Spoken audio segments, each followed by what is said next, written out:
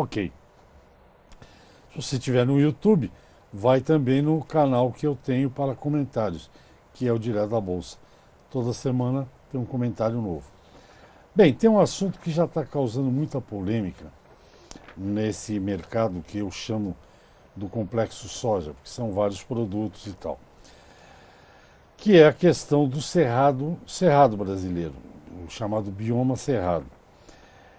E na Associação Brasileira das Indústrias de Óleos Vegetais tem um gerente, ele é engenheiro florestal, que cuida justamente desses grandes programas que a indústria de óleo de soja mantém, e nós vamos falar de alguns deles aqui. Ele que vai nos contar o que está acontecendo no Cerrado. O Cerrado, nas regiões aí, pelo que eu entendi, são essas regiões do Maranhão, Tocantins, Piauí, Tocantins, Bahia, que são as novas fronteiras agrícolas, e lá tem cerrado, de todos os tipos, pelo que ele já me falou. Trata-se do Bernardo Pires. Muito boa tarde, muito obrigado pela sua presença. Boa tarde. Sempre sorrindo, você sabe que televisão a gente tem que sorrir. Mas Mesmo é natural. Mesmo quando o assunto é triste, a gente sorri. É Bernardo, conte para nós aí, o que é que está acontecendo no bioma cerrado ali no Matopiba, ou Matopibá? Bom, atualmente a soja ocupa uma área de 32 milhões de hectares no Brasil, dos quais 16 milhões, 50%, estão inseridos no bioma cerrado. O cerrado hoje tem 204 milhões de hectares, dos quais 16 milhões, ou seja, 8% aproximadamente, estão ocupados com soja. Então já não é mais cerrado, é soja. Exatamente. Da área original, 8% é ocupado com soja. E a nova fronteira agrícola é exatamente essa que você comentou, Resch. É o Mapitobá. Maranhão, Tocantins, Piauí e Bahia. E, naturalmente, uma das principais culturas agrícolas que está nessa área de expansão é a sojicultura. Então, há uma pressão natural da sociedade civil, das ONGs, né, para que essa expansão seja feita prioritariamente em áreas já abertas. Então, para nossa sorte, tem muita área aberta com pecuária. Poderíamos que dobrar praticamente essa área de 16 milhões sem converter vegetação nativa. E estamos trabalhando junto com não só a sociedade civil, mas o governo, porque também não adianta você ter um critério de restrição comercial se o governo faz a parte dele na fiscalização, monitoramento por satélite e principalmente embargo do IBAMA, fiscalização das secretarias estaduais de meio ambiente.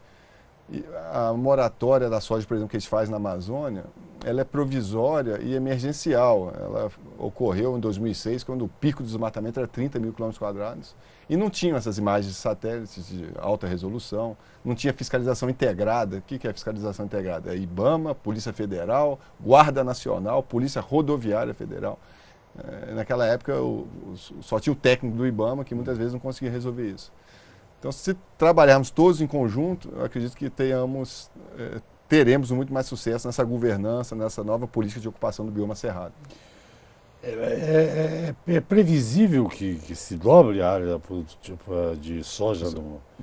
Olha, dobrar não, mas eu te diria que nos próximos 5 anos pode ser que a gente aumente de 16 para 20 milhões de hectares. Então, que esses 4 milhões sejam preferencialmente ocupados em áreas que não sejam de, por exemplo, recarga hídrica ou de áreas de alto valor de conservação da biodiversidade. Então, uma outra solução que está sendo avaliada, mas também depende do governo, é um zoneamento ecológico e econômico, onde você pode direcionar a expansão da agricultura sem afetar essas áreas de recarga hídrica, porque o Cerrado é o berço das águas, né? E a água nasce no Cerrado e corre na Amazônia.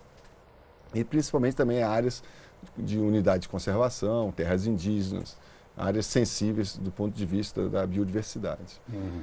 Você falou que nessa região nova aí, o Mapitobá, Isso. tem todos os tipos de cerrado. Eu nem sei quantos tipos de cerrado. Para mim, cerrado é aquela árvore torta, meio rala. Meio rala. Tem cerrado? Atualmente são 6 fitofisionomias de cerrado. Tem o cerrado, que é muito comum na região de Goiás, Distrito Federal, que é o Cerrado Estrito Senso, que é exatamente isso. Árvores tortuosas, folhas coriáceas. e com muito sistema radicular e pouca vegetação, né? Com ocorrência de incêndios.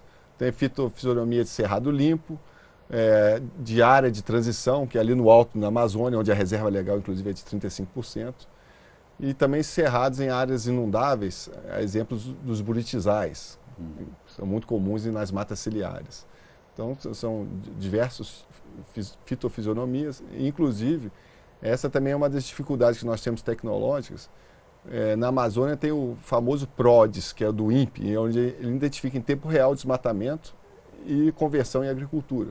Mas na floresta tropical é fácil, você vê quando tem um corte raso, muda completamente a resposta da curva, que na verdade é a reflectância lumínica na área foliar. Então o sol bate na folha e retorna e mostra que houve um corte, que é outro tipo de vegetação que não seja nativa.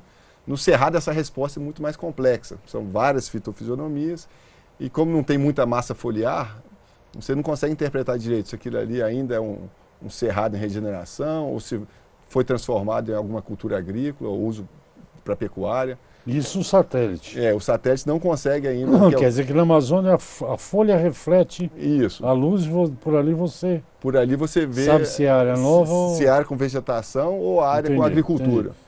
E no cerrado, como é mais ralo, né, então é bem mais difícil identificar. Mas isso o INPE está trabalhando, é o PRODES cerrado. Quem sabe teremos aí novidades até o final do ano. Mas pelo que eu estou entendendo, Bernardo, eu não sei se é possível, mas enfim, há mesmo cuidado que vocês tiveram com a moratória da soja, o método, estou dizendo, isso. pode ser aplicado, se resolver essa questão técnica, no cerrado. Sim. Área nova não se compra e... Tecnicamente, sim. Há uma discussão em curso, né, qual seria essa data de corte, mas a moratória que foi feita na Amazônia há 10 anos atrás, ela talvez não se aplique hoje para o cerrado, porque na época, o Código Florestal era de 1965, não tinha um marco regulatório ambiental como hoje nós temos o novo Código Florestal. Não tinha a ferramenta do Cadastro Ambiental Rural, do PRA, que é o POSCAR, que é o Programa de Regularização Ambiental. Então, a indústria, ela acredita que se os produtores cumprirem a rigor, e nós vamos cobrar, por exemplo, que o produtor tenha um carro após dezembro de 2017, para financiamento, por exemplo. Se isso for cumprido à risca, não teria por que ter uma medida tão drástica igual foi feito na Amazônia, na época que o desmatamento era de 30 mil quilômetros quadrados. Isso está sendo avaliado e discutido junto com a sociedade civil, com o governo. Não dá para sozinho o setor responder por isso. Tem um estudo recente do IPAM, que é bem interessante, que ele identifica. IPAM é o Instituto de Pesquisa da Amazônia. Vou te interromper, Tá você bom. fala depois do intervalo. Perfeito. Converso com o gerente de sustentabilidade da ABIOV. A ABIOV é a Associação Brasileira das Indústrias de Óleos Vegetais, sobre essas questões ambientais e a soja, porque a soja, na verdade, a soja é o carro-chefe da agricultura brasileira, então, onde tem soja, estou brincando, mas tem muita gente de olho, tem que fazer com que as coisas funcionem da maneira ambientalmente correta. Ele já volta já para concluir esse estudo do IPAM, que eu não sei, acho que é Patrimônio, Instituto do Patrimônio. Institutos de Pesquisa da Amazônia. Instituto de Pesquisa da Amazônia. Já já ele conta do estudo, até já. Ok, estamos de volta ao programa Mercado Futuro. Você sabe que o assunto de hoje é sustentabilidade, é soja, é Amazônia, é Mapitobá, Maranhão, Piauí, Tocantins, Bahia. É gozado porque sempre que se fala do Mapitobá, nos artigos de jornais, revistas e tal, é obrigatório você ter que pôr um parênteses. A confluência dos estados do Maranhão, Piauí, Tocantins, Bahia. A gente já sei, eu já sei decor, tanto ler isso. Bom, hoje é dia 13 de... Eu estou em dúvida, Bela, é 13 mesmo? Dia 13 de março de 2017, eu falo ao vivo aqui do Estudo da Bolsa, converso com o gerente de sustentabilidade da ABIOV, Bernardo Pires. Antes do intervalo, o Bernardo estava dizendo que tem um estudo do Instituto de Pesquisa da Amazônia, IPAM. Isso. E o que é esse estudo? Que eu te cortei no meio da conversa. São dados muito interessantes que eles mostram por classe fundiária onde que ocorre o desmatamento. Então, hoje, em média, 35% do desmatamento ocorre em terras privadas. Aí depois você tem 28% em áreas de assentamento de reforma agrária, 7% em unidades de conservação, 3% em terras indígenas e também, se eu não me engano, 8% em áreas de proteção ambiental, que é uma outra modalidade de unidade de conservação. Ou seja, o setor privado, falando pela indústria e pelos produtores rurais, quando se fala em cerrado, tem a responsabilidade de 8%, que é 16 milhões de hectares do bioma, e também em cima desses 35%. Os outros 65% do desflorestamento que ocorre na Amazônia e no Cerrado também tem uma semelhança dessa distribuição, são áreas que são gerenciadas pelo governo, são áreas públicas. Então, por isso que é imprescindível que qualquer programa de restrição de compra, de financiamento, seja a moratória que acontece na Amazônia, tenha também a contribuição do governo, porque sozinho você não consegue estancar o desmatamento. O governo brasileiro, isso não é novo, né? É o dono da maior parte das terras brasileiras. Exatamente. Na Amazônia parece que 60% é área pública. E não é só lá, você vai em São Paulo, aqui em São Paulo, em qualquer lugar, as terras mais enroladas são as terras que são do governo. Então ele tem que tomar cuidado contra disso, né? Tem que ser uma parceria. Bom, eu te fiz uma pergunta lá fora que eu vou repetir aqui, porque eu quero que o público entenda aqui. Depois a gente fala um pouco da moratória. Digamos que uma das alas dessa questão ambiental, né, tem quem acha que não deve mexer em nada e quem acha que pode mexer um pouco, que pode mexer muito. Mas, enfim, um dos argumentos que se usa, recentemente se usou, o ministro fora do Brasil usou isso também, o Brasil teria de florestas naturais 63 e alguma coisa por cento. Vamos por 64%. Isso é realmente verdade? Tem como saber isso? Tem. Bom, esse número foi muito utilizado na Rio+20, que foi um grande evento que ocorreu no Rio de Janeiro, e também nesses grandes fóruns internacionais. E, de fato, é um número impressionante, porque a Europa hoje detém talvez 3 a 4% de vegetação nativa. Os Estados Unidos também não passa de 5%. E o Brasil ainda tem preservados 63%. E a conta é simples. O Brasil tem 851 milhões de hectares, ou como a gente aprende na escola, 8,51 mil quilômetros quadrados. Mas falando em hectares, dos 851 milhões de hectares, 420 milhões de hectares é bioma Amazônia. Ou seja, metade do Brasil é o bioma Amazônia. E a notícia boa é que esse bioma ainda tem 80% de vegetação preservada. Ou seja, se você tem metade do país com 80% de vegetação preservada, só ali você já tem 40% desses 63%. E aonde estão os outros 23%? Estão 90% de preservação do bioma Pantanal, 50% do Cerrado, que ainda está preservado, aproximadamente 30% do bioma Caatinga e 10% da Mata Atlântica, incluindo aí os Pampas, que são os campos sulinos. Então, no cômputo geral, você chega aí a 63% de vegetação nativa preservada. É bem legal essa decupagem, dessa história. Porque a Mata Atlântica é a que tem menos aparentemente. Porque é onde ocorreu a ocupação e tem maior densidade populacional. As grandes capitais. São Paulo. As grandes capitais, onde você tem grandes densidades populacionais, naturalmente você tem uma pressão sobre os remanescentes nativos. Né? Você sabe que eu dou todo o espaço do mundo para esses programas que a Biov faz, comandados por você aí. E um que, eu não sei, você não falou nada hoje, mas um programa que para mim é fundamental, eu diria assim que seria Menina dos Olhos para mim. Acho a moratória espetacular e tal, da Amazônia, mas o que eu gosto mesmo, porque tem a cara do programa, é aquele programa que vocês estão fazendo de gestão, Isso. ensinando o produtor a administrar. Continua acontecendo isso? Continua. Esse programa é espetacular. Muito obrigado. É motivador escutar isso da sua parte. É um programa de gestão ambiental, social e econômica da propriedade rural, Soja Plus. Hoje nós estamos com 98% de aceitação pelos produtores participantes. Já atendemos 5.100 produtores em sala de aula. E quais são os cursos preferenciais?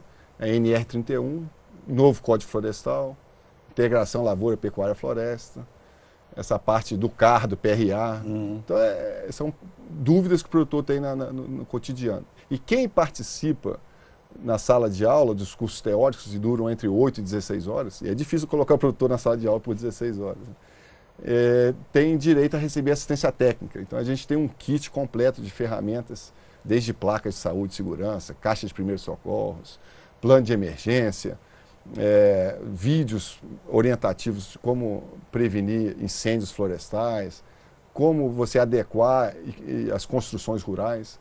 Então, isso tudo para orientar o produtor a cumprir a lei da forma mais fácil, de forma gradativa, contínua. É bem interessante.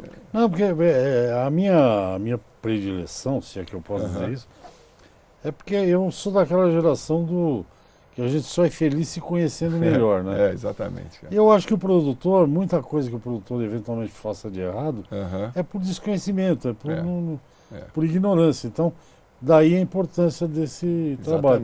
Agora, tem uma pergunta aí que você me deu de bandeja. Por exemplo, eu moro numa região, num pequeno sítiozinho, de Mata Atlântica. Eu tenho um terreno que a gente usa 10, 15%, é urbano lá já. E 50% ou 60% é do outro lado do rio, que nunca foi mexido. Tanto que a minha paixão lá são aquelas samambaias enormes que hoje, que é onde tirava o xaxim, que hoje não pode mais, né? Muito bonito. Eu fico com medo com o negócio de incêndio. Tem uma técnica de preservar, de se precaver para não ter incêndio? Tem, perfeitamente. A técnica número 1 é a construção de aceiros. O que é isso? O aceiro é uma faixa em volta da propriedade, do perímetro da fazenda, onde você tem que eliminar todo tipo de vegetação, normalmente 1 a 2 metros, principalmente galhos secos, folhas secas. Então você, no entorno da fazenda, você abre 1 a 2 metros e deixa aquele solo exposto. Porque se vier o fogo, por exemplo, lá da sua mata ciliar ou do seu vizinho, ele não vai passar para a sua propriedade. Entendi. Então esse é o preventivo. Chama aceiro. Aceiros. Você pode fazer o aceiro de forma mecânica, se você tiver o trator especializado, e se a fazenda for muito grande, e pode fazer da forma manual, que seriam foice e enxada, limpando a área no entorno da fazenda. Inclusive, para quem tiver interesse, nós temos um vídeo de como prevenir incêndios, de como se faz um aceiro mecânico ou manual, no YouTube também, programa Soja Plus. Então, é muito importante que o produtor respeite também as horas de colheita. Por que isso? Você tem perda de maquinários. Você faz colheita no algodão, por exemplo, é muito comum, entre 11 da manhã e 2 da tarde, em alguns casos a máquina chega a pegar fogo. Porque vai esquentando. Vai esquentando. E outro modo preventivo é você ter abafadores na fazenda, que é nada mais que um cabo de madeira e com aquele tapete que a gente usa no carro. Então você tem aí uns 10 abafadores em caso de emergência. Sim, para bater. Para bater e estancar o fogo. Vou ao intervalo, converso com o engenheiro florestal Bernardo Pires, gerente de sustentabilidade da Abiov. E eu adorei porque eu trabalhei uma época com o Fábio Panunzio, que acho que hoje está na Bandeirantes, se eu não me engano. E o Fábio dizia, o Fábio também acho que a família era agricultora, e ele brincava com o pessoal, quando o pessoal reclamava de alguma coisa, ele dizia, vocês precisam pegar no cabo do Guatambu. Guatambu, o Bernardo sabe muito bem. Abafado. Um cabo que se faz cabo de enxada, né? Também, Bom, vamos ao intervalo, voltamos já, até já. Eu converso com o engenheiro florestal e gerente de sustentabilidade da Abiov, o Bernardo Pires. antes do intervalo, falava dessa questão do incêndio. Eu achei importante, eu acho até que se o... Não sei como é que estamos aí, mas se esse vídeo sobre incêndio é acessível, a gente pode ver. É acessível, está na internet. Como prevenir incêndios florestais na propriedade rural. Ok. Está no YouTube. Então é só você procurar lá, senão eu ponho no meu YouTube Tá também. bom. A Soja Plus tem vários vídeos, inclusive, além desses, tem como você vestir, a sequência correta de vestir e se despir do EPI, que é o equipamento de proteção individual, oficinas mecânicas, construções rurais, que está dando muito problema, infelizmente, trabalho em altura em ambientes confinados, que são os silos e amoegas, como proceder da forma segura nesses ambientes. Tem muita coisa legal. Tá, e para a gente, já é o último bloco mesmo, a moratória. A moratória fez 10 anos no ano passado, é isso? Já está caminhando para o 11º Primeiro ano. A ideia é continuar, vai mudar alguma coisa, porque o que o Bernardo não falou, porque já falou nas outras vezes, é que hoje é tudo feito por satélite, quer dizer, a segurança, você vê muito melhor hoje o que está acontecendo, quer dizer, é um baita de um programa, não é um programa governamental, é um programa das indústrias. Exatamente, programa privado. Naturalmente, a gente conta com a parceria da sociedade civil, são as principais ONGs do mundo que estão presentes no Grupo de Trabalho da Soja, e também o governo por intermédio do Ministério do Meio Ambiente e Banco do Brasil. A moratória da soja, pegando esse gancho que você falou, do monitoramento por satélite, até o 6º, 7º ano ainda tinha o sobrevoo. Então a gente tinha as imagens satélites e fazia o sobrevoo, que é uma técnica muito cara, você sobrevoar todas as áreas de avião, para ter certeza se a interpretação do técnico que olhou ali as imagens satélites está correta. Porque a gente também não pode punir um produtor ou simplesmente assim não financiar ou comprar a soja dele se não tivermos 100% de certeza. Mas as imagens satélites melhoraram tanto nesses últimos anos que hoje a gente dispensa o sobrevoo. E a moratória, ela continua apontando que a soja contribui muito pouco no desmatamento na Amazônia. O último monitoramento dos 10 anos apontou 1% de desmatamento por soja. Quando você fala Amazônia, nós estamos falando do Mato Grosso para cima. Bioma Amazônia, onde tem soja, onde se concentra 98% da soja, são 5 estados. Por ordem de relevância, Mato Grosso, Pará, agora com a novos terminais em Miritituba, Altamira, a BR-63, a soja tende a ocupar mais espaço. Por enquanto está em 300 mil hectares, mas pode chegar a 1 milhão aí nos próximos 5 anos também. Então vamos lá, Mato Grosso, Pará, Rondônia e agora início de plantio em Roraima e Amapá. E Roraima e Amapá são fitofisionomias de cerrado dentro do bioma Amazônia, para complicar um pouco mais. Dentro do bioma Amazônia tem manchas de cerrado. E Roraima e Amapá tem essas manchas. Então a gente monitora esses 5 estados. E o 6º estado que a gente vai começar a monitorar esse ano é o estado do Maranhão. Então seria Mato Grosso, Pará, Rondônia, Roraima, Amapá e Maranhão. 98% da soja na Amazônia localiza nesses estados.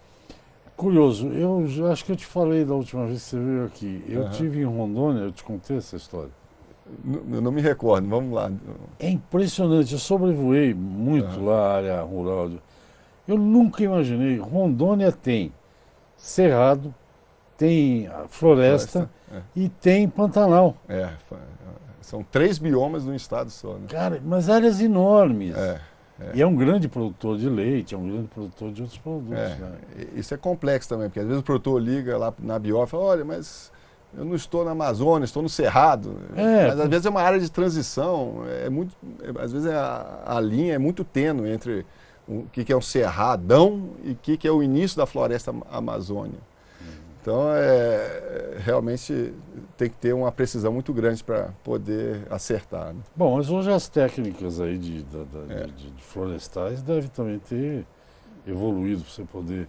técnicas de identificação de fisionomia, com certeza. Procede aquela história, depois que você derruba uma área, ela se autorregenera, mas nunca será igual à anterior, é isso? Isso é verdade? Na Amazônia, a regeneração é muito mais rápida, porque você fundamentalmente tem que ter fragmentos florestais, um banco de sementes no entorno, para poder enriquecer aquela área e voltar a regenerar.